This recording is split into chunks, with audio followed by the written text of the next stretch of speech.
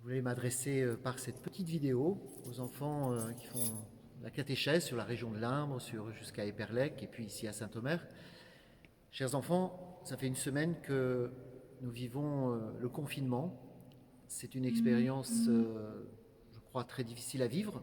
À la fois, il y a bien sûr des aspects peut-être ludiques, mais c'est quand même quelque chose qui n'est pas facile à vivre. Alors je voulais simplement, par cette vidéo, vous encourager. Vous encourager parce que c'est l'occasion de peut-être jouer ensemble à la maison. C'est l'occasion de partager, c'est l'occasion de vivre bien, ces petits gestes de service, d'attention les uns aux autres. Alors, bien sûr, c'est un temps pas si facile que cela, mais c'est vraiment un temps que l'on peut transformer comme un temps heureux en famille, de vivre cette communion en famille. Alors ça, c'est mon encouragement. Je voulais aussi, particulièrement pour ceux qui préparent la première communion, de dire, bien voilà, il semble que la première communion, elle ne se fera pas à la date prévue, mais on trouvera un moyen pour la vivre dans les mois qui viennent. Vous serez accompagnés, et vous l'êtes actuellement, par vos catéchistes pour avancer dans le chemin de la catéchèse. Et j'encourage aussi les catéchistes à vivre ces liens avec vous, de vous encourager chaque semaine, une fois par semaine, à vivre quelque chose. Alors, comme petite piste, j'aimerais inviter peut-être aussi en famille, une piste toute simple, de dire le soir, eh bien, pourquoi j'ai envie de dire merci? Est-ce qu'il y a quelque chose dans la journée que j'ai apprécié, que j'ai aimé? Et si vous le désirez, vous pouvez le faire en famille, donc c'est merci.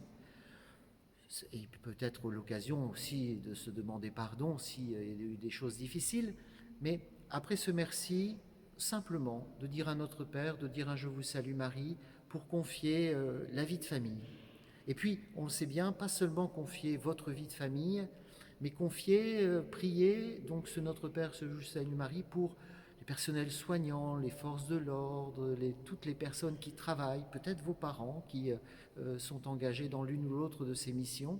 En tout cas, voilà, encouragement et invitation à la prière, et que ce temps ne soit pas un temps perdu, que ce ne soit pas un temps simplement à supporter, mais que ce soit un temps, j'allais dire, qui soit riche et qui puisse vous aider à grandir dans la communion, qui puisse vous aider à grandir dans l'espérance aussi, dans le fait d'être ensemble et d'avancer ensemble. Alors je vous souhaite vraiment d'avancer pendant ce temps, et ici à la cathédrale, je vous porte dans la prière tous les jours, et je vous assure de cette communion qui, même si nous ne pouvons plus nous voir, nous ne pouvons pas nous rencontrer, il y a véritablement une grande communion entre tous les chrétiens, parce qu'au temps de l'épreuve, on sait que Jésus, il est avec nous, il marche avec nous, et il ne nous abandonne jamais. Alors, je terminerai simplement en disant, voilà, que nous ayons la certitude que Dieu nous accompagne en Jésus dans ce moment d'épreuve, que nous puissions faire tous les petits efforts possibles pour vivre ensemble en communion, particulièrement en famille,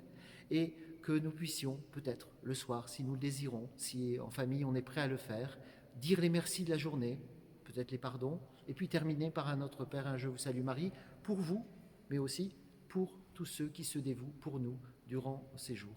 Je vous souhaite bon courage et je pense bien à vous.